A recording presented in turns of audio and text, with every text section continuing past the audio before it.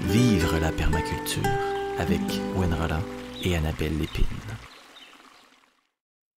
Salut Annabelle, Salut Wen, comment vas-tu mon ami? ça va bien toi? Ça va bien. Je te remercie, je suis contente d'être avec toi, je suis contente d'être avec vous tout le monde, c'est cool. Évidemment, c'est merveilleux de se retrouver, puis j'adore notre sujet aujourd'hui, c'est vraiment d'imaginer le futur grâce à la permaculture. Hmm. On en parle de plein de manières, on parle beaucoup des fois des enjeux présents. Et puis évidemment, quand on imagine le futur, on se base sur ce qu'on vit. On regarde aussi le passé. Puis on a vraiment besoin d'imagination ces temps-ci parce que c'est un petit peu, c'est un moment un peu poche avec tout ce qui se passe autour de nous présentement. Ouais, effectivement, tu sais, quand on se demande bon, sur quoi j'ai du contrôle ou comment je peux contrôler ma réponse aux événements qui se passent partout dans le monde, puis plus proche de nous spécifiquement aussi, je pense que l'éthique, les principes de permaculture, les idées, les concepts derrière la permaculture sont vraiment super inspirants, tu sais, pour Ouais, s'apaiser, se rassurer, garder espoir, être en action, être dans le positif. Moi, ça m'aide énormément, en tout cas, fait que je trouve ça le fun qu'on puisse partager ces mhm, éléments-là avec notre tellement, auditoire. Mm.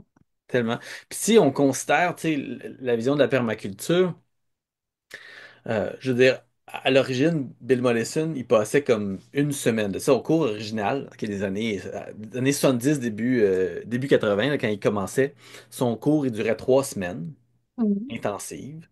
Et la première semaine, il listait tous les problèmes dans le monde. Mm.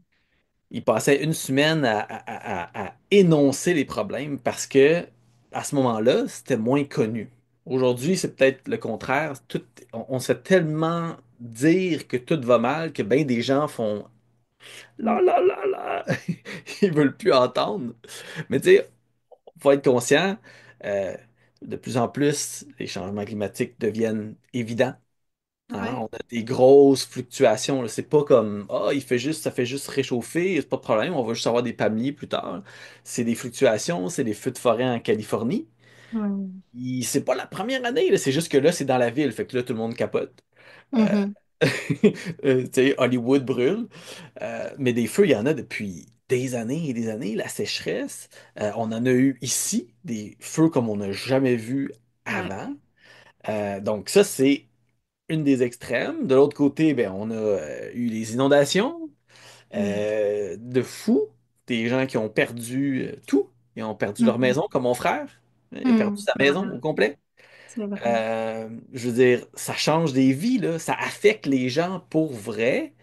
Et à ce moment-là, comme tu dis, on peut sentir qu'on n'a pas beaucoup de pouvoir, tu sais, parce que c'est tellement gros. Puis, ben, évidemment, il y a la politique. Tu sais, on a eu des élections aux États-Unis. Disons Mm. que de tous les résultats, c'est pas le meilleur qu'on a présentement, considérant, euh, disons, les valeurs qui sont mises de l'avant, puis la manière dont ça affecte les gens. Euh, il y a vraiment une perte de repères. Et puis, c'est là qu'on voit vraiment le besoin d'un imaginaire collectif. Tu sais, nous, moi puis toi, tu sais, on a toujours plein d'idées et plein d'imagination, mais plus on va être de monde à cultiver cet imaginaire basé sur une éthique. L'éthique de la permaculture est certainement intéressante. Il y a d'autres éléments qui pourraient être ajoutés, ça pourrait être élargi, mais comme base, et des principes. Des principes qui nous amènent de la flexibilité, hein. Pas des recettes, pas des modes d'emploi ou des listes spécifiques de choses. Ah, ça, si tu fais ça, tu fais ça, tu fais ça, tu es un vrai permaculteur, ou tu es un Mm. vrai écologiste, ou tu es tu sais, un vrai féministe. Bon, c'est là que parfois que les gens se perdent. Il y a une affaire qui fait pas leur affaire. Ben, Ouais. je me reconnais plus. En permaculture, on préfère travailler avec des principes qui nous donnent beaucoup de flexibilité puis qui nous ouvrent des opportunités. Oui, tout à fait. J'aime beaucoup l'idée du coffre à outils, moi, pour la permaculture, tu sais, de dire, on fait pas un projet de permaculture ou tu sais, une ferme en permaculture, c'est qu'on va aller utiliser des outils, des principes, des idées issues de la permaculture qui elles-mêmes s'inspirent de plein, plein, plein de tendances passées et actuelles. Mhm. Puis on utilise ce qui fonctionne le mieux pour nous dans notre contexte, selon les paramètres qui sont en place, puis aligné avec les objectifs qu'on veut atteindre aussi. Fait que c'est très flexible comme approche, tu sais. On est pratiquement certain si on a ce mindset-là d'adaptation, puis de flexibilité, puis d'aller cueillir l'outil le plus adéquat pour nous. Mhm. On est pas mal certain d'avoir des bons résultats, d'être aligné avec nos valeurs, d'être réaliste, Ouais, tu sais, très très résilient aussi vu qu'on est en adaptation. tout à Fait que ça fait. fait vraiment du sens d'aller piger dans ce coffre à outils-là régulièrement pour différents sujets dans notre vie. C'est intéressant de vous en présenter quelques-uns aujourd'hui pour vous donner un aperçu, tu sais, de comment on fait ça, vivre selon les principes de la permaculture, puis quel genre d'avenir on peut créer, quel genre de projet on peut créer, dans quoi on peut s'épanouir, dans quoi on peut intégrer ces éléments-là de permaculture dans notre quotidien, puis dans nos communautés, dans nos entreprises et autres. Mm. Totalement. Parce que dans le fond, la permaculture, c'est un cadre de design. Tu sais, Mm, on encadre le design. Puis c'est quoi le design? Ben, c'est littéralement vivre. Tu sais. Tous les jours, on crée notre monde. On mhm, design notre monde. On crée des entreprises. On met, on met au monde des idées, des enfants. On est tout le temps en train de créer.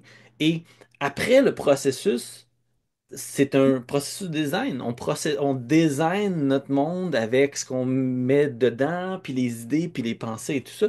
Donc la permaculture, c'est un cadre de design qui est résilient et régénératif. Et puis c'est une philosophie qui est basée sur l'observation. Donc, une des choses que moi et Annabelle, on essaie de pratiquer, comme beaucoup d'autres permaculteurs et permacultrices, c'est d'être des bons observateurs, de penser au passé. Hein. Dernièrement, on jasait de tous les épisodes précédents. Là, on est rendu l'épisode 32, si je ne m'abuse. Fait que tout ce qu'on a vu avant, tout ce qu'on a discuté, ça fait partie de notre bagage et c'est simplement le reflet aussi de nos expériences et des expériences de d'autres, parce que on s'inspire de d'autres personnes. Et quand on pense à notre présent, ben, on regarde aussi beaucoup, beaucoup de ce qu'on a appris de ça. Tu sais, on est des apprenants. mm, Ça, ouais, c'est une des qualités dans la permaculture. Il faut être des apprenants. Moi, je disais mm, souvent, je vais être un élève toute ma vie. Pour certaines personnes, c'est négatif parce qu'ils n'aiment pas ça, être un élève. Donc maintenant, je dis, je suis un apprenant. Je suis mm, un apprenant de nature tous les jours, j'essaie de trouver, de comprendre, d'absorber. Bon, il y a des jours, on s'entend, j'aime ça aussi m'asseoir sur mes fesses puis relaxer, là. Mais même dans cet état-là de relaxation, je sens que je digère, tu sais, en quelque part, c'est ça qui me permet d'être un meilleur apprenant parce que je suis aussi dans le vivre. On peut pas tout le temps mhm, juste apprendre. Il faut le mhm, vivre pour générer des nouveaux apprentissages. Et donc, dans la permaculture, souvent, on se fait dire qu'on est des utopistes, qu'on est naïf parce qu'on voit le monde d'une certaine façon. Les gens qui disent ça habituellement, c'est que probablement ils comprennent pas vraiment c'est quoi la permaculture. Ils voient mhm, ça comme un mode de jardinage où est-ce que tu mets du petit paillis, puis tu mets du petit carton, puis tu sais, des affaires comme ça. Ils voient ça comme ça. Puis c'est vrai qu'il y a beaucoup de livres qui ont été écrits là-dessus, on est d'accord? Mais quand on regarde la permaculture dans son plein potentiel, dans sa pleine expression, c'est une boîte à outils pragmatique et évolutive.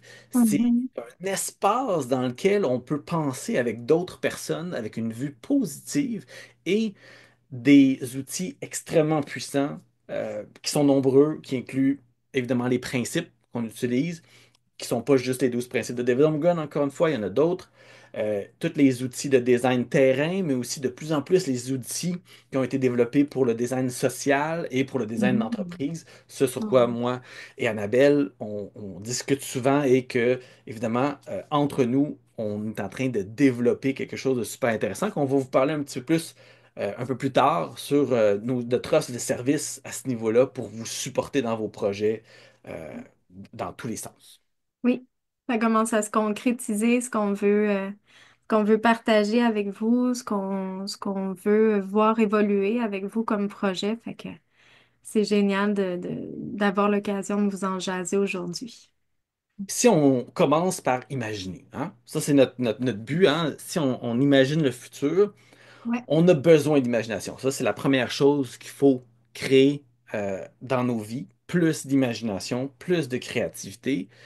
Et c'est un petit peu le secret du bonheur entre moi et vous. Tu sais, si vous êtes capable d'imaginer des belles choses dans votre vie, ben, vous êtes capable de le créer, d'y arriver. Moi, je dis souvent à mes élèves, si vous n'êtes pas capable de l'imaginer, vous n'êtes pas capable de le designer, vous n'êtes pas capable de le réaliser. Donc, si je m'imagine vieux, heureux, avec ma femme, ben, il y a des bonnes chances que ça arrive. Puis il y a des bonnes chances que le travail que je fais au jour le jour pour que ça arrive va être justement de trouver des moyens de le réaliser. C'est Ouais. d'avoir une vision. Est-ce que la Ouais. vision se réalise à 100%? Pas nécessairement, mais c'est ça sur quoi on investit notre énergie. Puis c'est cette imagination-là qui est nécessaire pour créer un monde qu'on mérite tous. Vous méritez un monde extraordinaire. On mérite ça. Nos enfants le méritent. Et donc, Mhm. cette imagination-là, elle est extrêmement importante.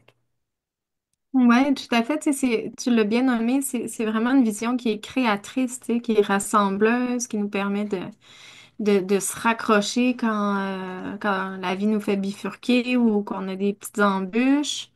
Ça nous permet de communiquer aussi, tu sais, nos objectifs, puis nos orientations dans un projet, dans un couple, dans une Mhm. relation.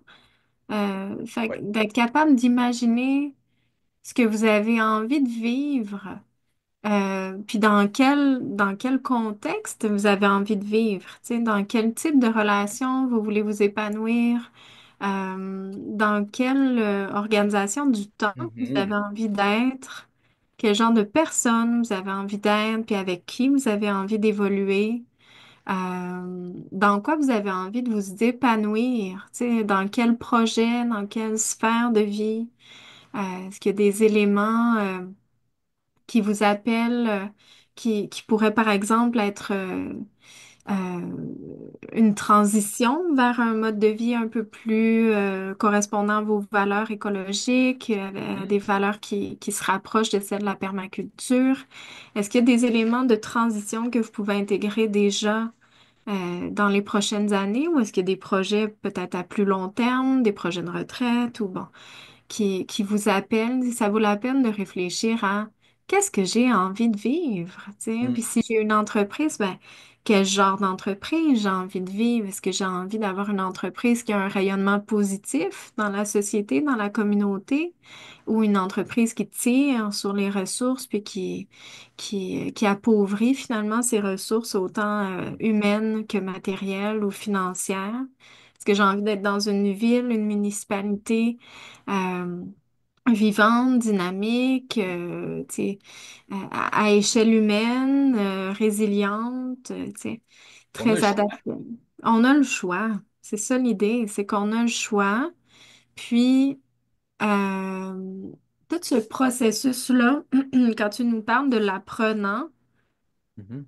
pour moi, d'un côté, c'est la base dans le sens où, évidemment, qu'on est en ce moment dans une société où on a un peu perdu contact, tu sais, avec tous les savoir-faire ancestraux, plein de notions autour, tu sais, de l'agriculture, de la gestion des terres et tout ça, tu sais, on est plus dans une collectivité, déconnectée en ce moment qui tend à vouloir se reconnecter à différents niveaux.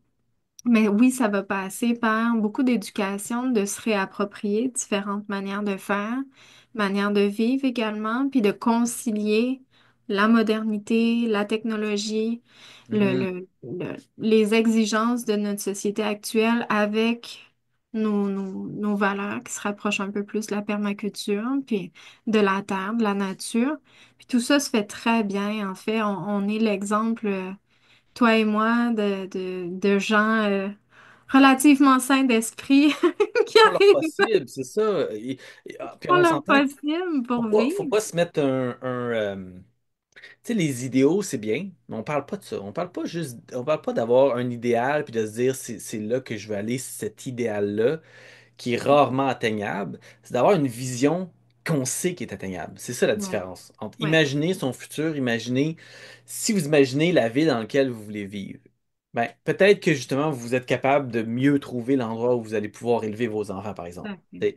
C'est Ouais. quoi l'endroit où est-ce que vous voulez être? Nous, quand on regardait, moi et ma femme, on voulait certainement pas être à Montréal. C'était pour nos valeurs à nous, on voulait pas être là. Pour certaines personnes, c'est essentiel parce qu'il y a la proximité, puis ils veulent pas avoir de voiture. Il y a des gens qui vont dire, ben là, c'est sûr qu'à Montréal, c'est beaucoup plus écologique parce que j'ai pas besoin de voiture.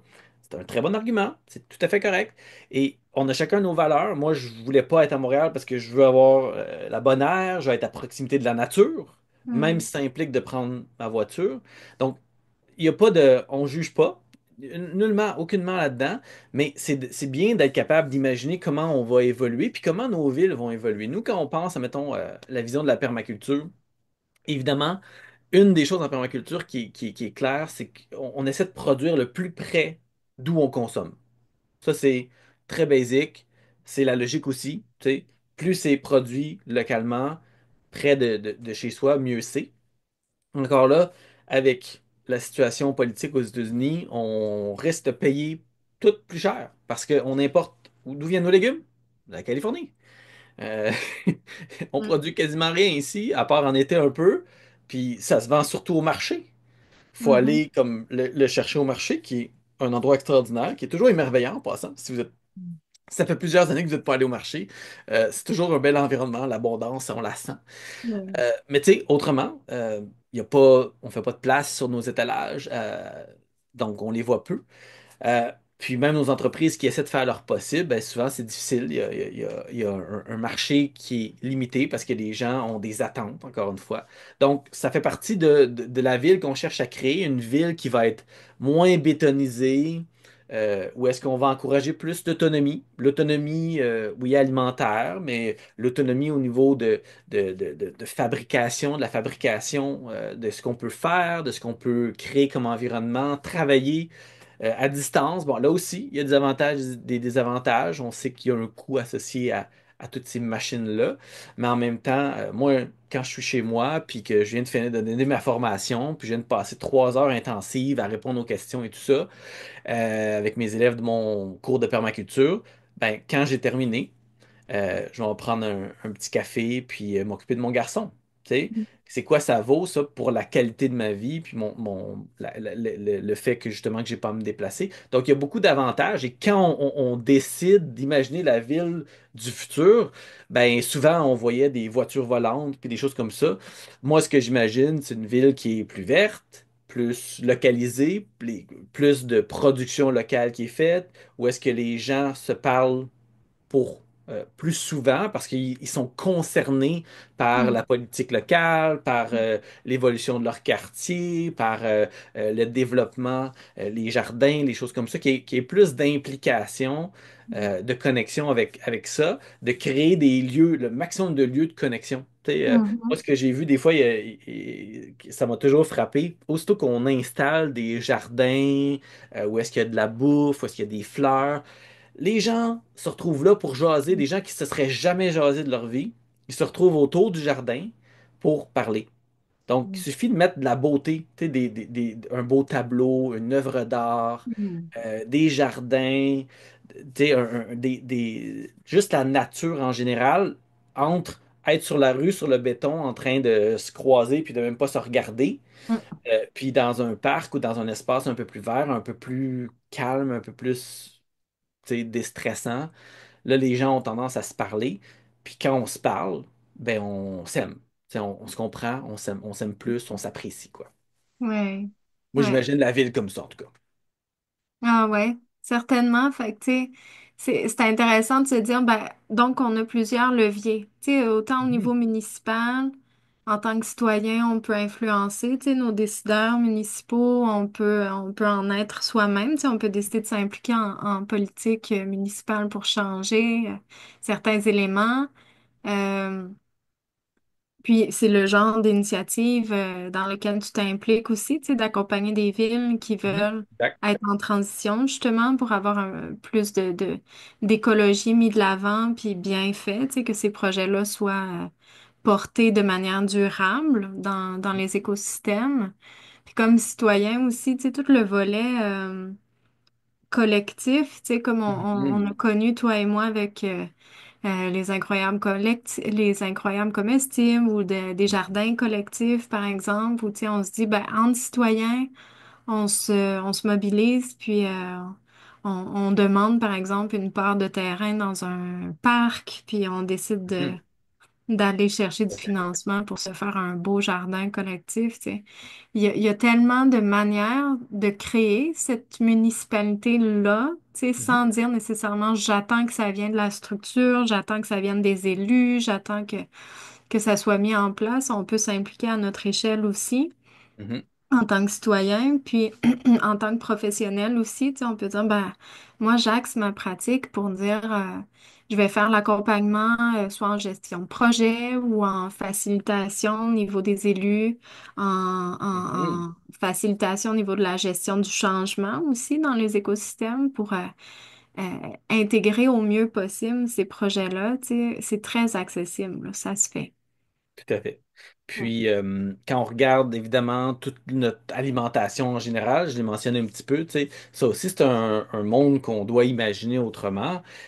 Présentement, on a beaucoup de fermes industrielles, on pourrait les appeler comme ça, tu sais, des fermes manufactures, Ouais. qui sont jusqu'à un point nécessaire. Moi, ma vision du futur, c'est que si on est pour produire du soya, du maïs puis du blé, ben, au moins qu'on le fasse dans un environnement qui va être plus, plus près de ce qui est la norme dans la succession typique, c'est-à-dire plus près de la forêt.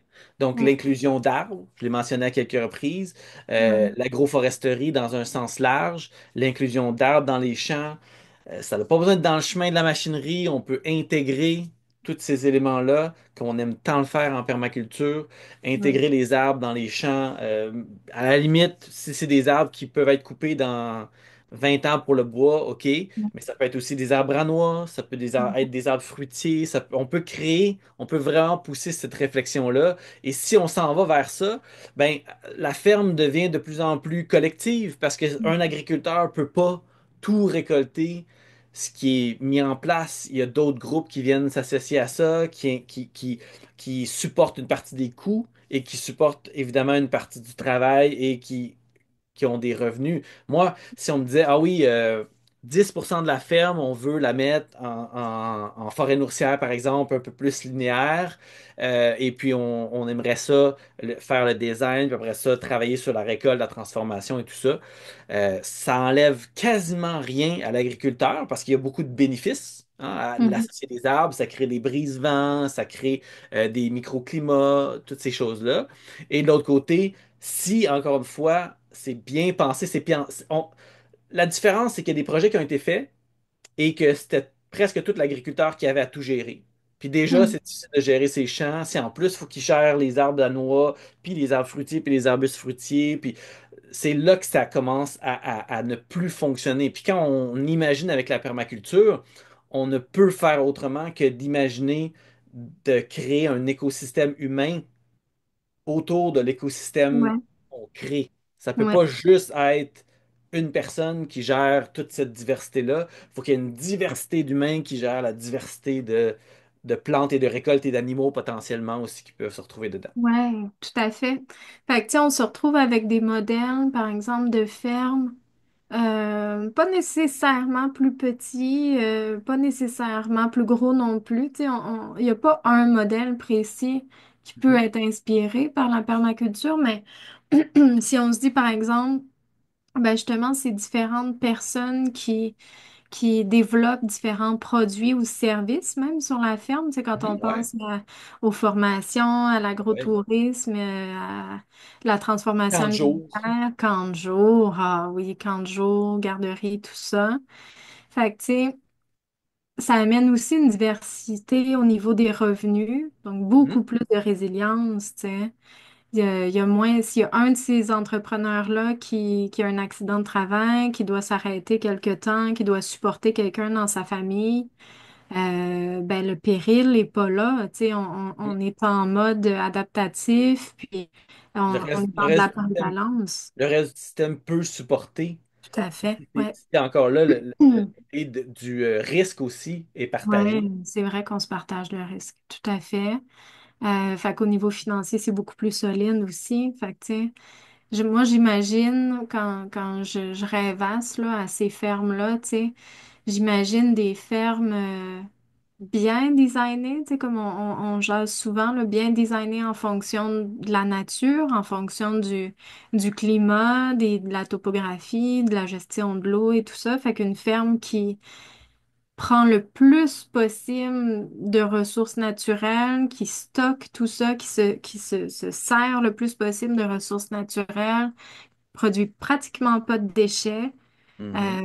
qui a des circuits de vente très courts où on est proche du consommateur, on n'a pas à convaincre notre consommateur que ça prend la plus belle pomme du monde pour qu'elle Mhm. soit bonne, tu sais.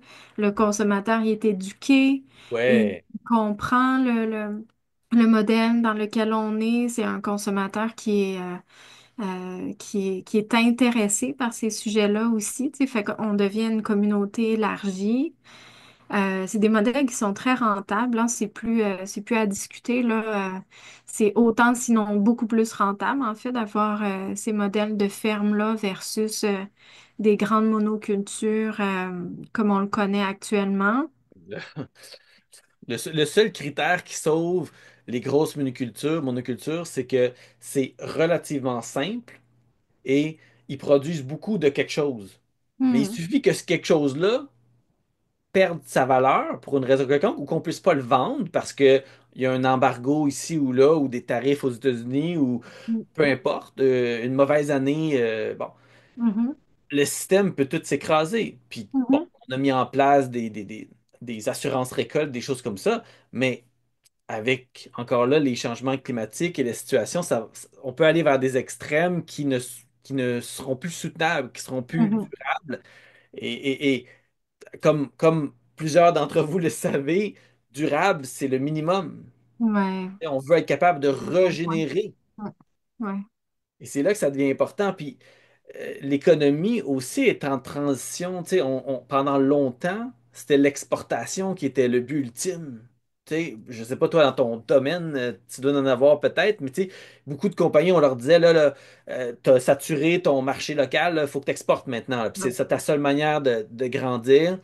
Puis évidemment, ben, premier endroit où exporter, les États-Unis. Mais il y a vraiment une transition là aussi qui est nécessaire parce que ça, c'est dangereux. C'est vraiment dangereux comme situation qu'on le vit là, là. Ouais, mais tu sais, on revient à notre idée de localité, tu sais, de se dire, ben, ce qui est le plus résilient, c'est quand les gens s'échangent entre eux, tu sais, différents produits, services avec de la monnaie Mhm. ou pas, tu sais, ça peut être du troc, ça peut être une monnaie locale, peu importe, là. Mais si on est capable d'avoir un réseau qui nous permet de répondre à nos besoins à proximité, ensuite, les alternatives, tu sais, de développement outre-mer, à l'international, ou peu importe, ça devient un peu comme une aventure, un projet, une expérience, mais ça devient pas ta- ton obligation, tu sais, pour que ça fonctionne, Mhm. ton projet commercial. Tu sais, on se met pas cette pression-là, étant donné qu'il y a tellement d'éléments qu'on contrôle pas dans Mhm. cette équation-là. Ça nous met à risque vraiment, puis ça implique énormément de temps de développement, donc d'investissement, Mhm. tu sais, dans toutes ces démarches-là. Fait que vraiment, on a tout ce qu'il faut ici au Québec, puis au Canada, puis en Amérique du Nord en général, pour répondre à nos besoins très amplement, là, très amplement. Oui, tout à fait. Donc, une chose qui est certaine, quand on imagine on imagine certainement une économie où est-ce que dans la transition qu'on est en train qui va être nécessaire, qui va se développer encore le plus localement, où est-ce qu'il va y avoir plus de coopération aussi, on peut tisser, on peut créer beaucoup d'entreprises en lien les unes avec les autres qui vont se supporter. Oui, on Oui, veut pas non plus qu'il y ait là non plus une dépendance excessive entre juste deux éléments. Là aussi, on manquerait peut-être un petit peu de diversité, mais créer des environnements, quand on parle d'économie circulaire, quand on parle d'économie qui est partagée, où est-ce que les gens partagent des ressources? Est-ce que j'utilise mes bureaux 24 heures sur 24? Non. OK, ben y a-t-il quelqu'un qui peut utiliser mes bureaux le soir quand nous on a terminé? Peut-être qu'il y a un autre type d'entreprise qui pourrait occuper l'espace, qui pourrait mettre en valeur, puis où est-ce qu'on partage les frais, les coûts. Ça, ouais, c'est possible aussi. Il y a ouais, beaucoup de possibilités. tout à fait, tout à fait. Puis tu sais, le développement de ce type d'écosystème-là, tu sais, où on a par exemple plein d'entreprises différentes, ou qu'on a plein d'interactions, tu sais, niveaux d'interaction différents dans l'écosystème qui permet d'avoir vraiment beaucoup de robustesse puis de résilience. C'est des tentacules à plein de sujets tellement intéressants au niveau humain, au niveau du développement humain aussi de ces personnes-là. Tu sais, là, on se met à Oui. penser à quel genre de gestionnaires, quel genre de leaders vont évoluer dans ces entreprises-là, dans ces écosystèmes-là. Comment est-ce qu'on peut prendre soin de nos équipes le plus possible pour que les gens Mhm. s'épanouissent à venir contribuer à ce projet commercial-là. Comment est-ce qu'on peut redonner aussi à notre collectivité, tu sais, Mhm. à notre communauté, comment est-ce que l'entreprise peut redonner son abondance, ses bénéfices d'une certaine manière à son environnement.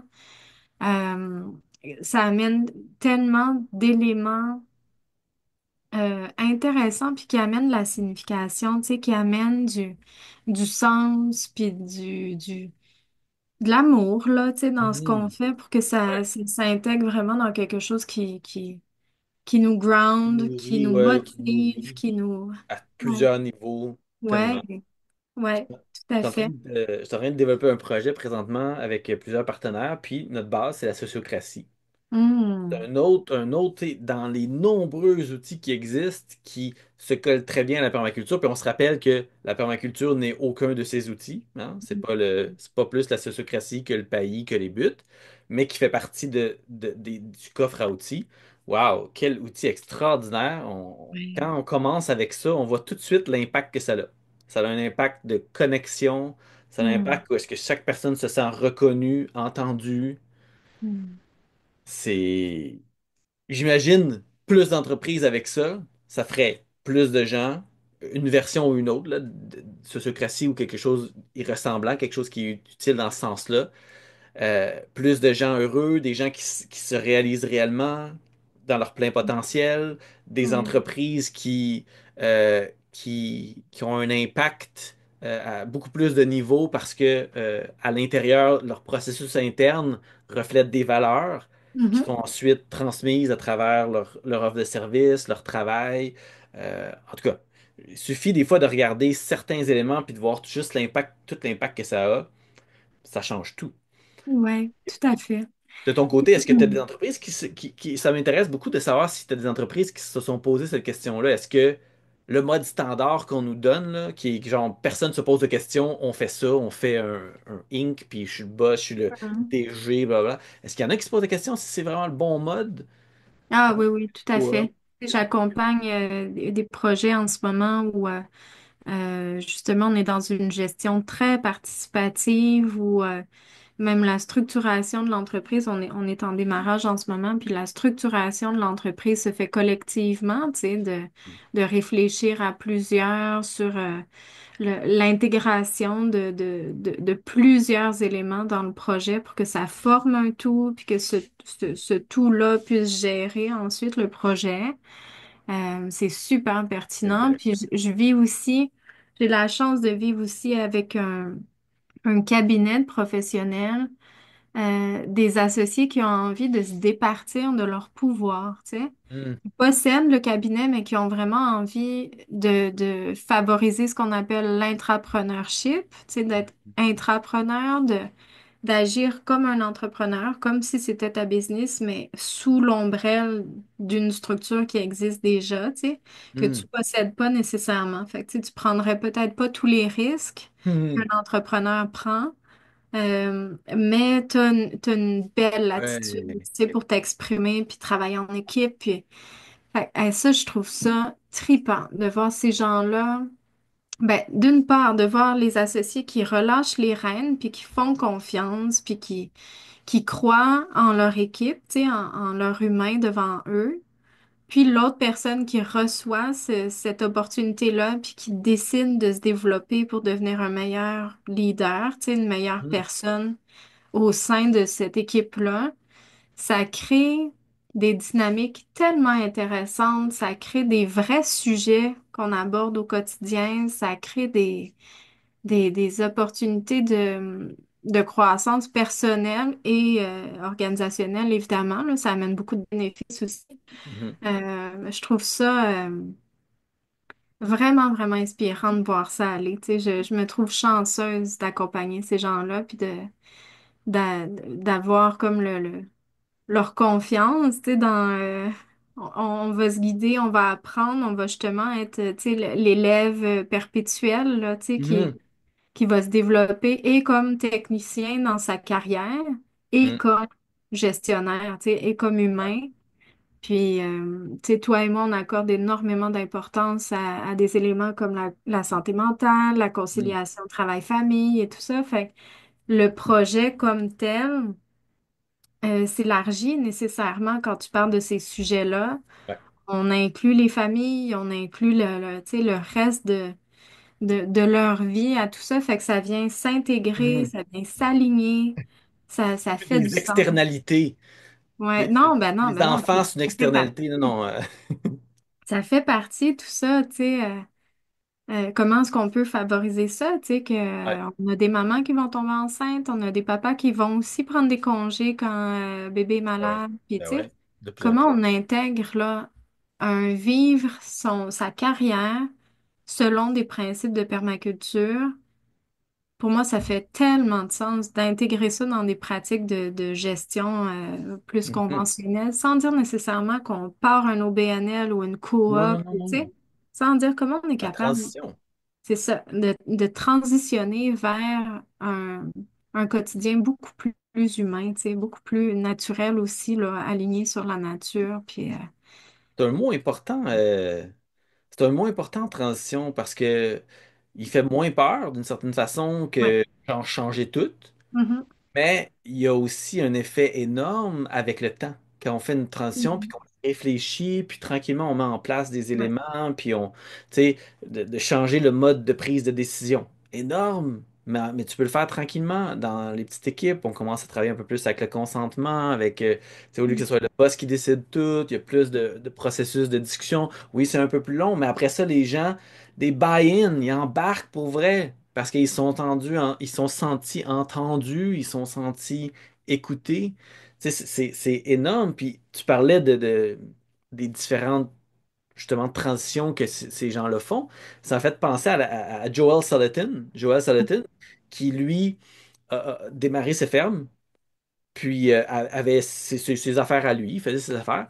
Puis tranquillement, il a commencé, il s'est clairement aperçu qu'il ne pouvait pas exploiter tout sur sa ferme, puis a invité plein de gens à venir développer des entreprises dans son entreprise. Donc, Mhm.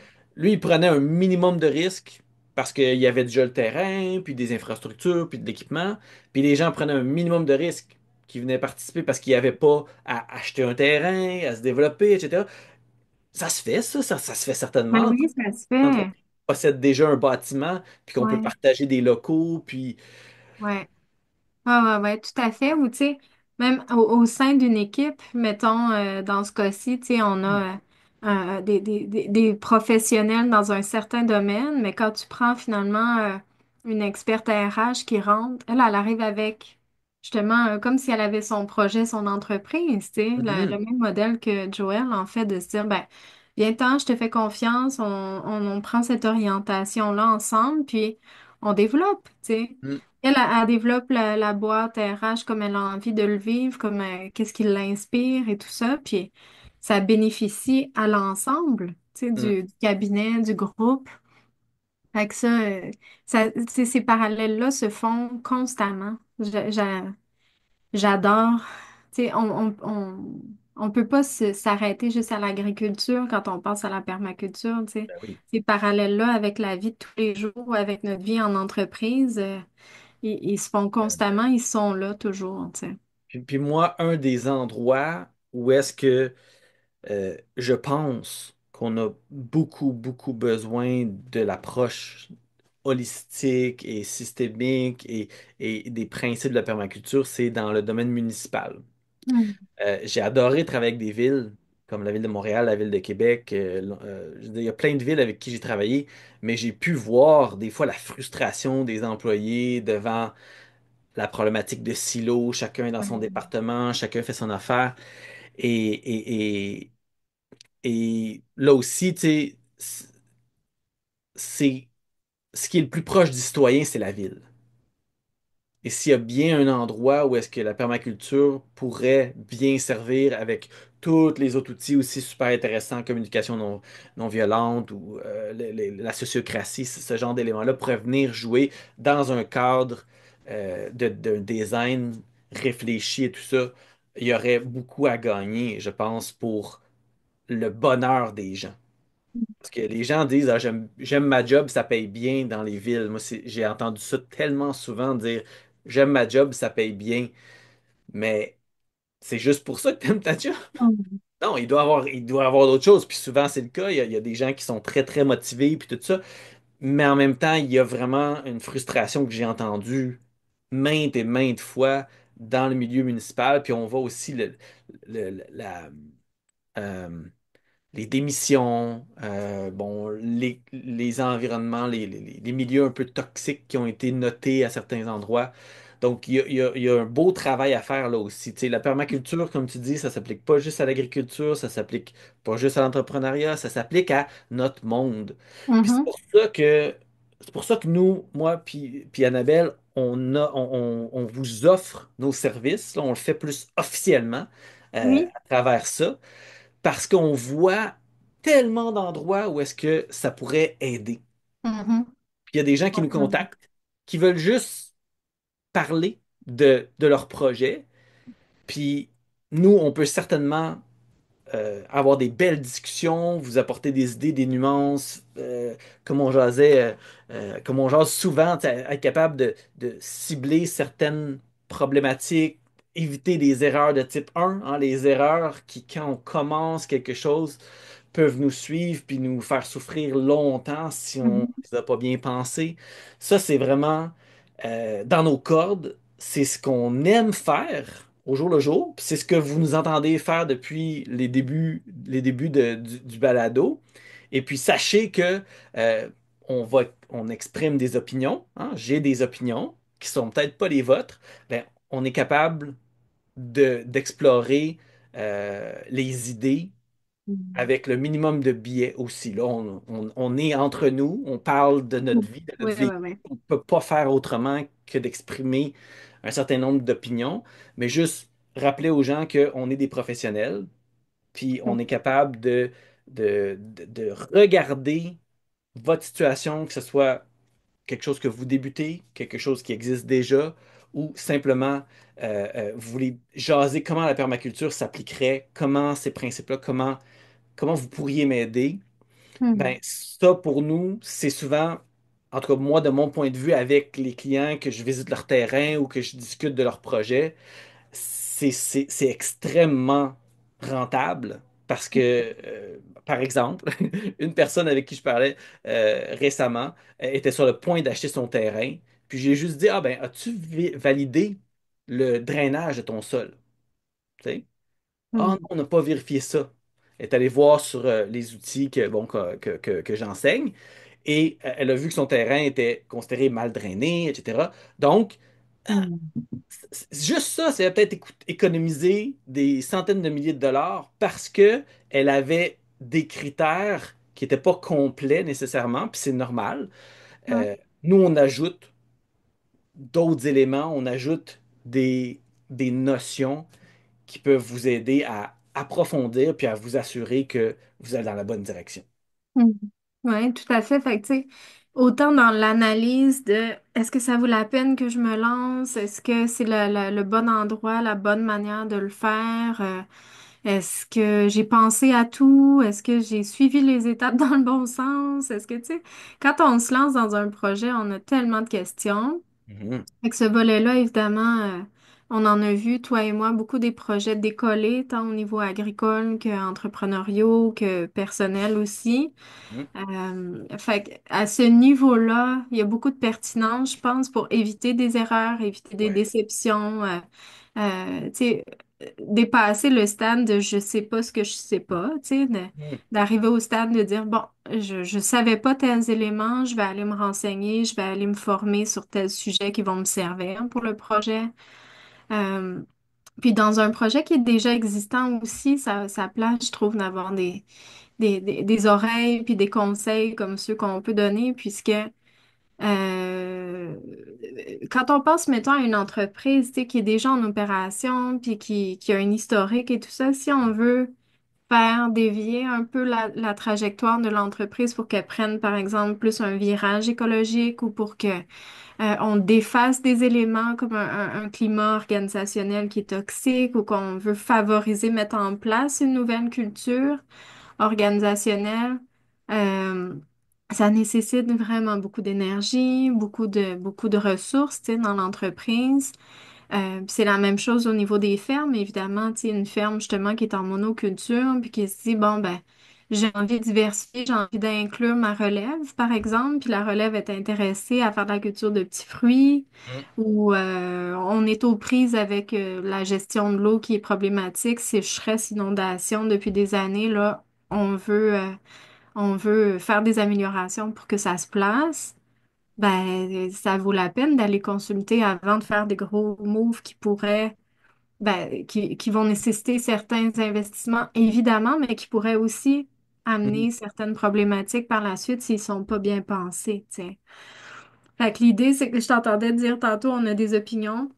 C'est sûr qu'on a des opinions, mais quand on est dans un dossier, toi et moi, tu sais, notre outil principal, c'est l'observation puis l'analyse, tu sais. Exact. Fait qu'on se base sur, ben, c'est quoi la meilleure solution dans ce contexte-là, pour ces gens-là, pour ce projet-là, pour cette équipe-là.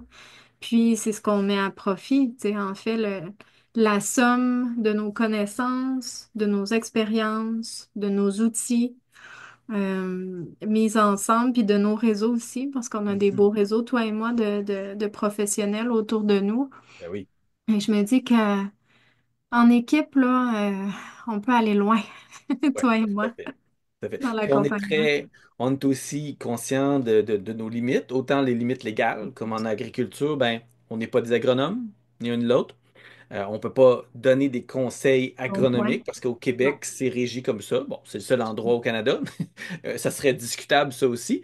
Mais quand on arrive à ces niveaux-là, s'il y a des affaires très spécifiques, mais on est capable d'explorer des scénarios. Hein. Mhm. L'imaginaire, ça nous sert bien. Sans donner un conseil spécifique, on est capable d'explorer l'imaginaire du développement. Puis après Mhm. ça, on peut le remettre entre vos mains. Puis c'est le genre de vision externe qui peut vraiment, vraiment apporter énormément à un projet parce que en ayant une vision de l'extérieur, que ce soit parce que ça fait longtemps que vous faites quelque chose, puis que ben, vous êtes habitué à ça, puis il n'y a pas nécessairement d'autres manières que vous voyez. Donc nous, on est capable de voir d'autres manières. Et si vous arrivez avec un nouveau projet et que c'est un petit peu comme la pépite, puis vous le polissez depuis super longtemps, puis c'est le projet parfait à vos yeux, ben nous, notre rôle, c'est aussi de vous dire, ah, attention, il y a telle problématique, telle chose, parce qu'il y en a pas de projet parfait. Puis le projet parfait a toujours un, doit toujours être installé à quelque part, soit Ouais. dans une ville, soit dans un contexte économique, soit dans un contexte de type de sol, etc. Donc ça aussi, c'est des forces qu'on met à votre service, c'est-à-dire d'être capable de voir les failles, les problématiques et aussi les opportunités extraordinaires, parfois que peut-être que vous n'avez pas vu, l'intégration de certaines stratégies, certaines techniques, certains Mhm. moyens de faire, certaines... euh, les modèles, on parlait tantôt, bon, modèles de prise de décision, la sociocratie, les idées comme ça qui peuvent, que peut-être que vous ne connaissez pas. Et nous, ben, un de nos rôles, c'est de savoir un paquet d'affaires, puis être capable de vous vous les exposer Ouais. de manière basique, parfois plus profonde, mais après ça, vous partez avec quelque chose de concret. La pire chose Mhm. qu'on peut faire, c'est vous donner 50 000 idées, mais qui sont pas ancrés dans votre réalité. Puis ça, je l'ai vu Mhm. faire. Je l'ai vu faire Mhm. dans d'autres contextes, d'autres professionnels, d'autres gens qui avaient, qui étaient trop dans les idées. Une chose qui est claire, moi et Annabelle, on aime le concret, on aime le pragmatique, on aime que ça porte fruit. C'est ça notre objectif. Ouais. C'est ça, ça prend du résultat aussi, là. Tu sais, il faut que Exact. ça fonctionne, il faut s'assurer que ça fonctionne, peu importe l'ampleur de l'objectif. Euh, Puis je trouve que ce qui nous rapproche, puis ce qui nous distingue aussi, c'est à quel point toi et moi, on accorde de l'importance sur le développement humain, tu sais, Oui. pour le développement des personnes dans les projets qu'on accompagne. Euh, toi, tu as travaillé beaucoup en hypnose, t'es Mhm. formé à ce niveau-là. Moi, je suis formée plus en psycho. Puis de part et d'autre, on accompagne nos gens à travers Mhm. leurs projets pour qu'ils vivent le mieux possible, tu sais, pour que leur vision soit alignée, pour que les valeurs soient au cœur de leur discussion, pour que les communications aillent bien, pour que le volet relationnel, le volet justement énergie, conciliation, travail-famille, tout ça, tu sais, se passe le mieux possible. Fait que ça amène une autre couche, je trouve, d'éléments d'intégration Ouais. de nos pratiques dans un projet, parce qu'on n'est pas juste un consultant comme un banquier ou un fiscaliste qui nous donnerait une équation Non. parfaite à faire dans notre situation. On est aussi dans comment tu le vis, ce projet-là, comment ça se Mhm. passe, quel impact ça a sur votre famille, sur vos couples, sur votre couple, sur, tu sais. Oui.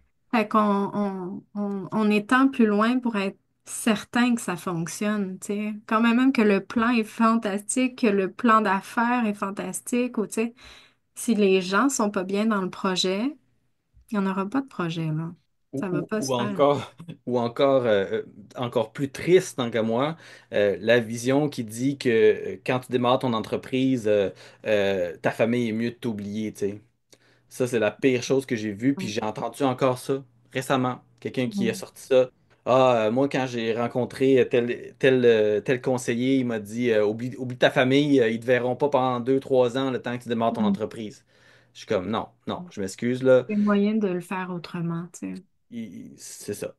L'humain est central, puis il y a pas de pire regret que d'avoir raté justement ces périodes-là importantes dans la vie de nos enfants, dans la qualité de notre vie. C'est très important cette partie-là.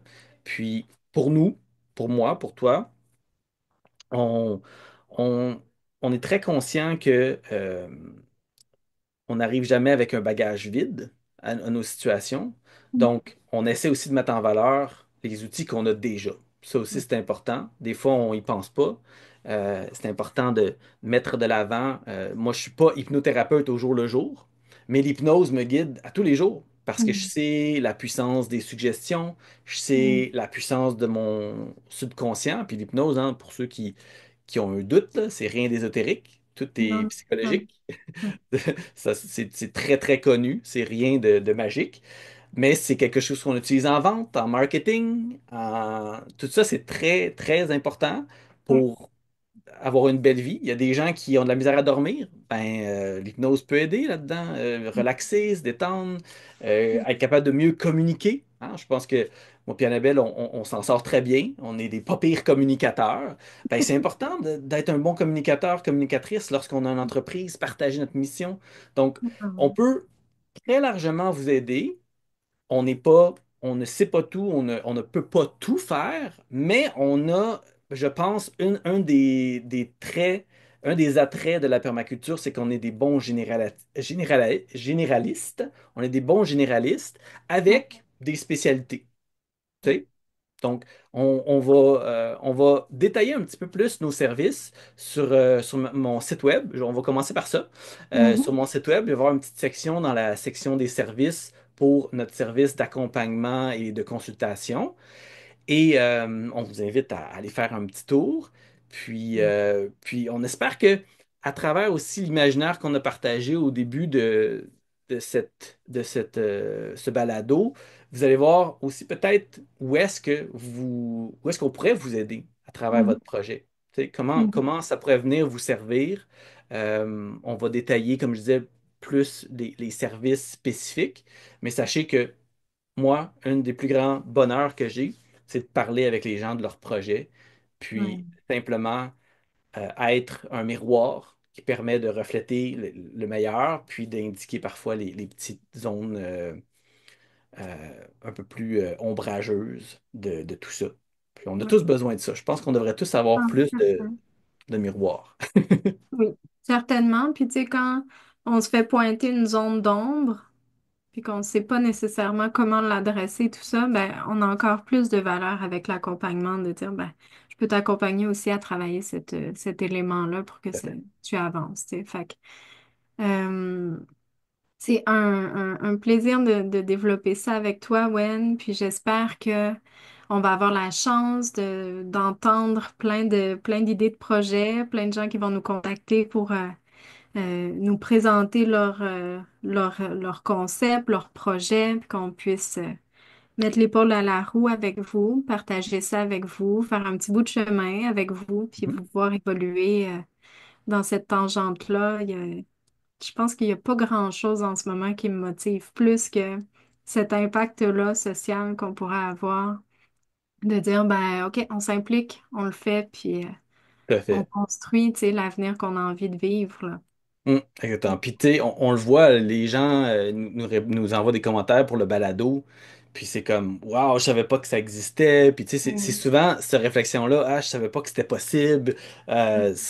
C'est des notions qui semblent être, euh, qui semblent être vraiment utiles. Puis, ben, nous, on veut aider. Je pense que ça fait partie de notre nature, chacun. Puis, bon, on espère pouvoir vous aider. Oui. Donc, sur ce, je te dis au revoir, Annabelle. Je dis au revoir à tout le monde. Au revoir, Wen. Merci tout le monde pour votre écoute. À Oui. bientôt. Puis à la prochaine. Salut. Salut.